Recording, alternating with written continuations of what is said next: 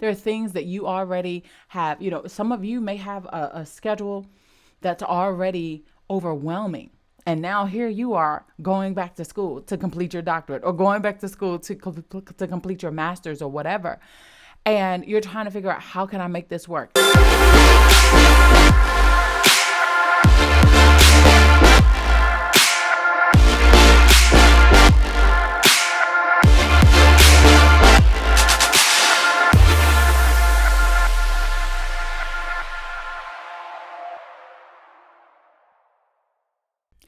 Hey, Entreleaders. Happy Wednesday, and welcome to the 58th episode of the Leaders Lab podcast.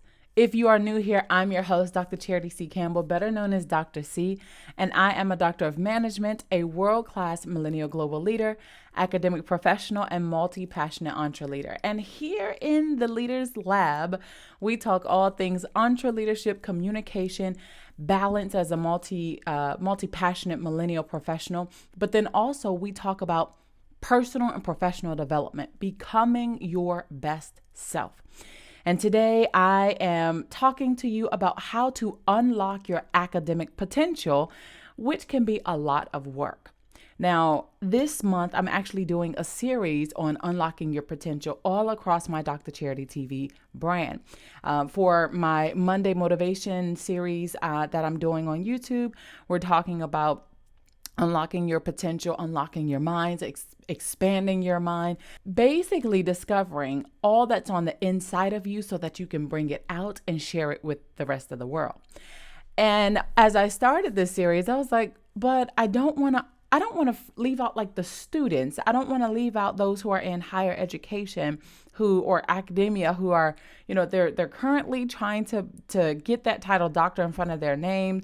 If you remember the series that we did last year, Life After Doctor, you can check out the playlist that's up here.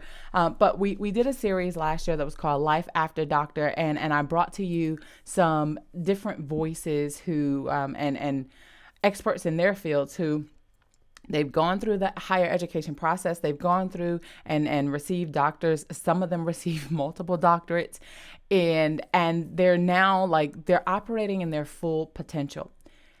And I know it can be hard to know where to start, and even harder to keep going to get to that point, the life after doctor.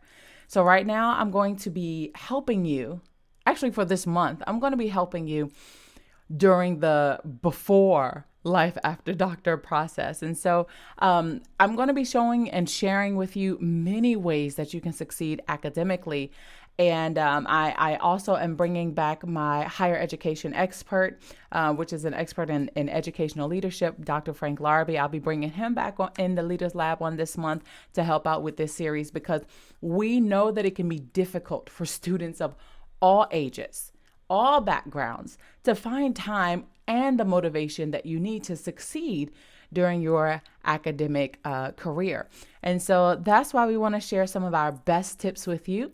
And these will definitely help you get ahead in your studies so you can unlock your academic potential.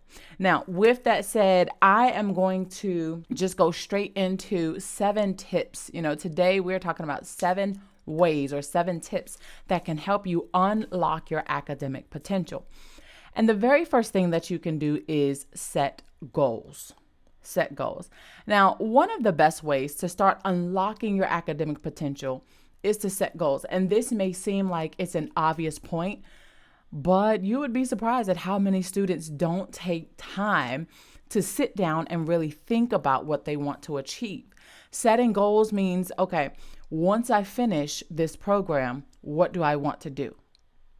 Who do I want to be? Where do I want to live? Where do I want to work? What fields do I want to be in?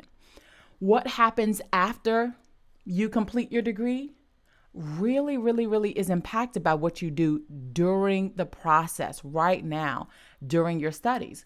And so also setting goals it doesn't have to be so, all the way till after your degree. Setting goals can be right now. Like, what do I want to accomplish right now in my program? What type of research do I want to do?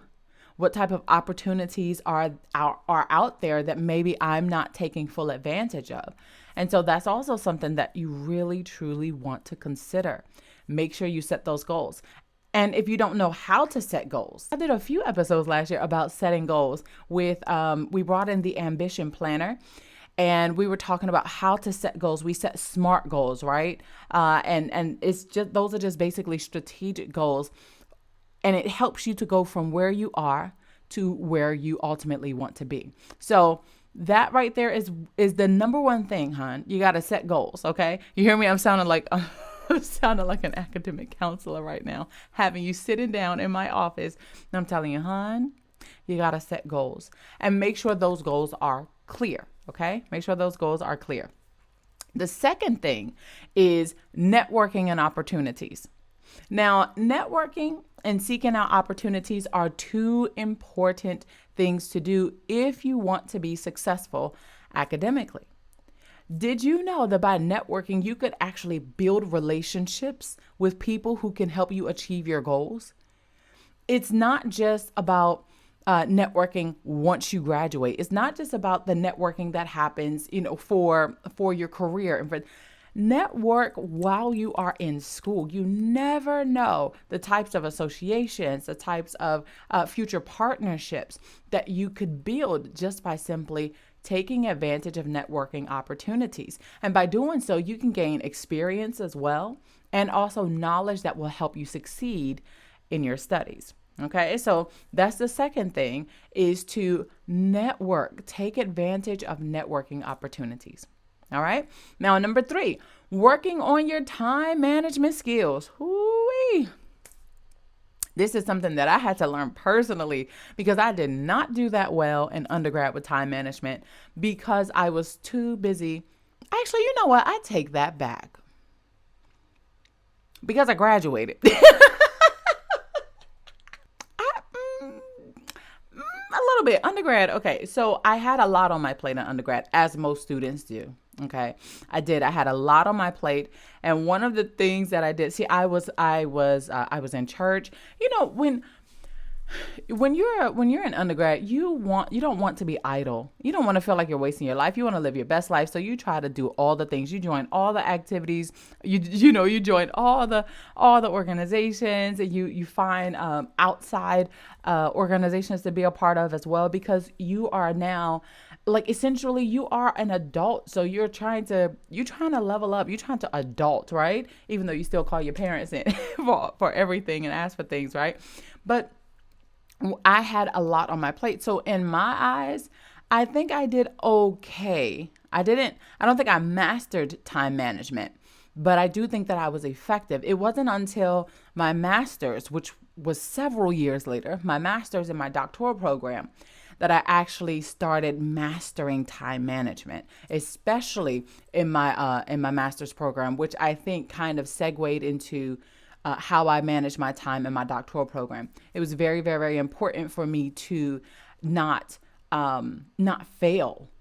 Just to be honest, as I'm sure it is with you, it was very important for me to not fail. But I also had obligations and I have responsibilities, and I also wanted to have a social life. So I needed to manage my time wisely to basically put, this is the time when I'm going to study. I made my schedule fit my lifestyle.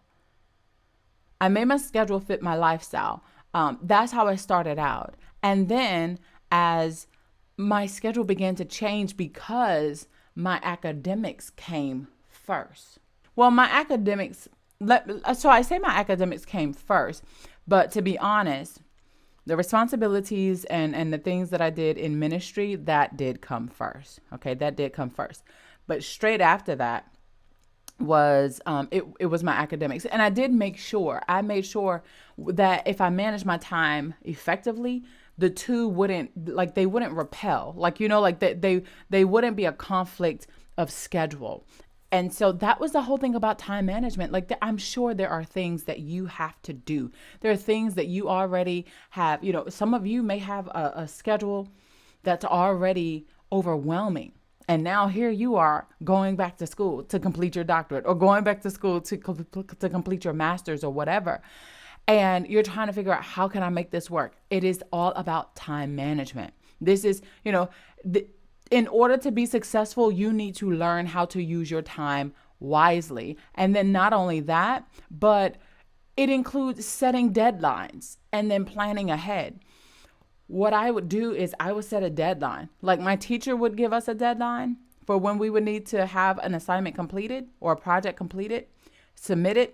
And what I would do is I would set a deadline for myself a little bit before that, so I could check to see, okay, is this good enough before I, because in undergrad, I would go sometimes past the deadline that the teacher gave and ask for forgiveness. Of course, you get that late penalty.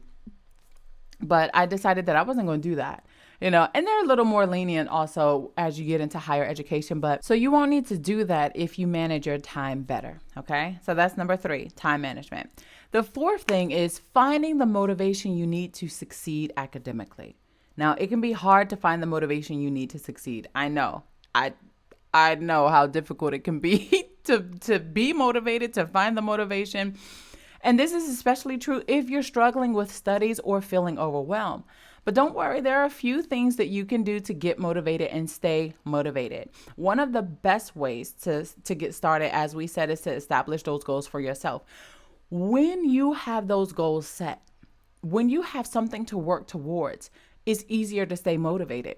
You can also find inspiration in others by reading about successful people or listening to podcasts like the Leaders Lab podcast, or even, watching TED Talks.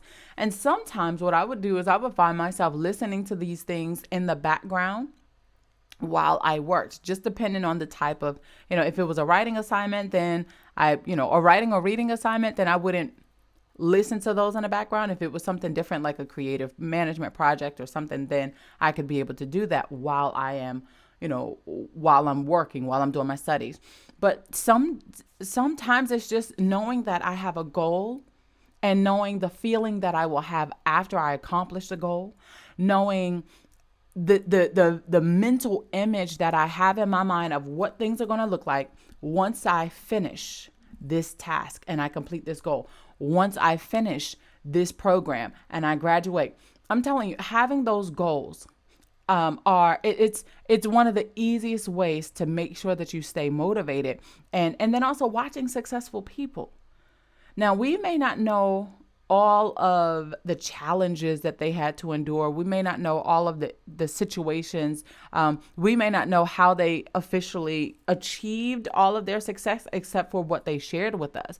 But just understand that every successful person, they went through something. They had to endure something to get to where they are. And so that is another source of motivation, knowing that, okay, if he, she, whomever, if they were able to reach success on this level with this thing, with this goal, and I have my particular goal to complete this program and to go in this field or that field, okay, I can do this, because one day I will have a success story too.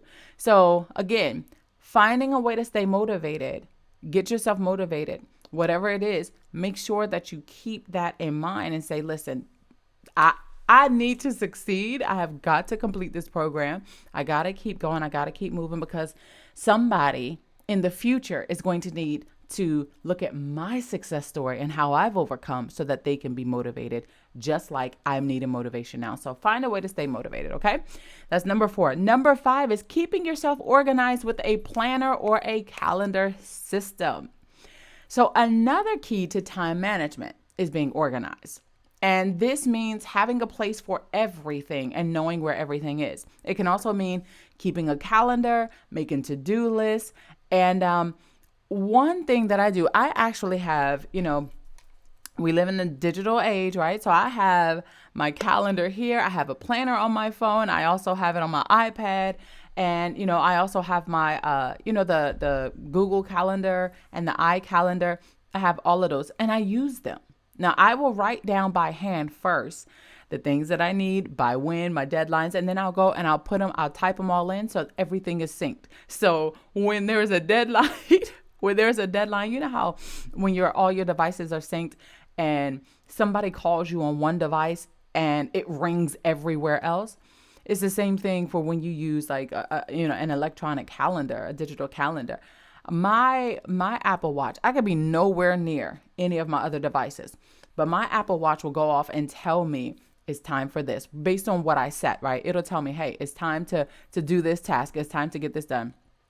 It helps me to keep track of all of my assignments, my deadlines, any other important dates. And it's not just going off on my watch. It's on my phones. It's on my iPad. It's on my computers. And I'm just like, okay, I get it. Like, I get it. I have something to do. I have something to complete. So again, there are many different types of planners and calendars available. So find the one that works best for you. If electronic calendars work great for you, use them by all means. You carry them with you, right? If you feel like, well, I'm a little old fashioned, so I still use paper and pencil, honey, there is nothing wrong with them because I use both. Okay, I'm a hybrid. I use both. And also, if you want to take a look at some planners, especially my ladies, we still have a partnership with the Ambition Planner. Visit the information that I have written for you in the show notes in the description box below for more details on how you can get your own planner for 10% off. Okay. All right. So let's keep going. We have 2 more tips left. And if you are getting some value out of this video, please go ahead and hit that like button for me. And if you haven't subscribed already to the Leaders Lab podcast or to Dr. Charity TV, hit that subscribe button so we can continue to reach millennial global leaders all around the world. So let's get to tip number 6, getting support. Woo! Getting support from your peers, family, and friends. One way to get this type of support that you need to succeed academically is to join or start a study group. Now, you can join a study group, one that's already been around, one that's already been organized, or you can organize one yourself if you find that there's none that meet your criteria or that really kind of have the vibes that you're looking for. Start one yourself. I did actually join a study group. I joined a couple of study groups in undergrad, and they were interesting. They were interesting. Like, we would study together. We would talk about things. We would have snacks. I remember the snacks. I remember the snacks. But it was a really good way to feel supported. Here I am, a student with other students in the same program. We're in the same class. We have the same problems, same challenge, same issues. We all have the same goal as well, to graduate and to finish. And it's just like, wow, I feel like I have that support. I don't feel like I'm alone. And this can be a great way to help you with your studies and to make new friends, lasting connections. Another thing you can do is to talk to your family and friends about your goals and then ask for their support. And I know some of you may say, well, my family, they don't understand. Some of you may be first generation graduates, right? You may be first generation graduates, and you might feel like you just can't talk to your family. They're not going to understand because they haven't been through this process before. I would say, don't assume. Have a genuine conversation. Have a genuine conversation with your family and your relatives and see who are the people who will support you the most, because in order to succeed, you're going to need that support. You are going to need that support, okay? And finally, don't be afraid to ask for help from your peers or from teachers if you really need it. Tutors are available at most universities, and they can be a great help when you're struggling with a subject or you're struggling with a concept. Don't forget, you also have your advisors and counselors as well, okay? Now, before I give you the very last tip number 7, I want to know, let me hear from you in the comment section below. What has been your greatest challenge in succeeding academically? Okay. What has been your greatest challenge? What has been the thing that you feel like it's just been holding you back from succeeding academically? Let me know in the comment section. If you're listening to this audio version of the podcast, I still would love to hear from you. You can send us an email at theleaderslab@DrCharityTV.com. All right. If you are ready for tip number 7, let's move right into it. Whew, I love this one because I didn't actually learn this until my master's program. maybe halfway through my master's program, because I was always really, really, really hard on myself. I had that perfectionist spirit, trying to be a perfectionist. And I didn't learn this until much, much later on, because I was so super, super, super hard on myself, y'all. But it is learning to celebrate your wins and learning from your failures. Instead of harping so much on your failures and never ever celebrating the wins that you get, one of the best ways to stay motivated and to achieve your success is to celebrate your wins and learn from your failures. When you succeed, take time to celebrate the victory. Please don't do like I did all throughout. It's just like, oh, this is great, but what I really want to accomplish is blah. Don't do that. Don't, because then you diminish the value of the win. Take time to celebrate your victory. And then when you fail, don't be afraid to learn from your mistakes and don't harp on them. Don't stay stuck in the failure. So you didn't do as well as you wanted to do on the project. So your dissertation was rejected. They told you, to take it back. At least they didn't tell you, oh, this isn't a good title. This isn't a good research topic. So you're going to have to change everything. They might have just asked you to make a few changes. Don't harp on the failure, the perceived failure. Don't stay stuck there, because you're not going to be motivated to continue on. You're going to be like, you know what? What's the point? I don't know how many times in my programs I stopped and asked myself, what's the point? I stopped so many times. It was like, what is the point? Why am I even doing this? This is so frustrating to me. Like, what is the point? And I understand. I know you may have been there too. Some of you may be there right now. What's the point? Let me answer that for you. When you say, what's the point? Why am I doing this? You're doing this for your future. You're not doing this for your now. Okay? You're not doing this for your now. When you feel like you are failing, you have to find a way to get motivated. Going back to, I think, number four, find a way to get motivated. Pick yourself up out of that rut, okay? And then get moving again. You have to celebrate your victories when you have them. When you experience those failures, let them go. Feel all the emotions that come with it, but don't stay there. Let them go, because this will help you improve and achieve even more in the future. And that's what we're here for.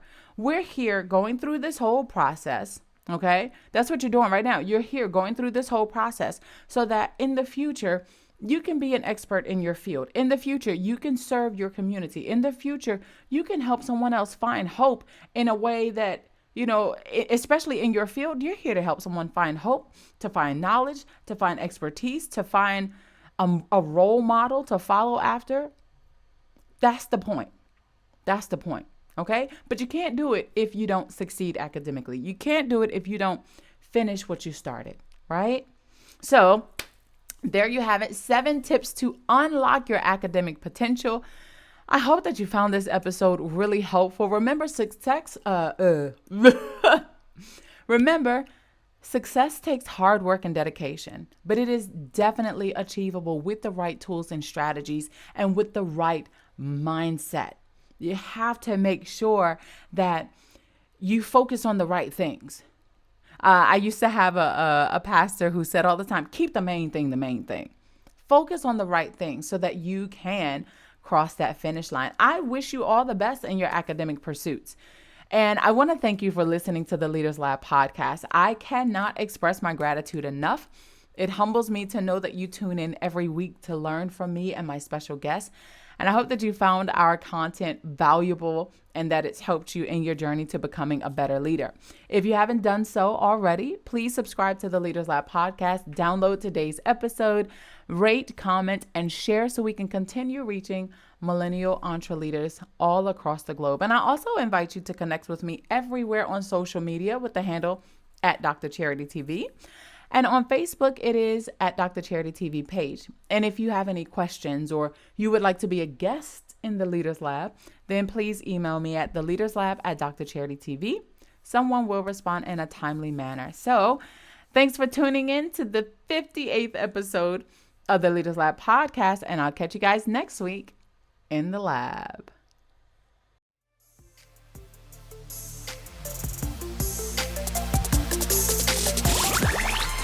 Thank you for listening to the Leaders Lab podcast. Visit our website at www.drcharitytv.com.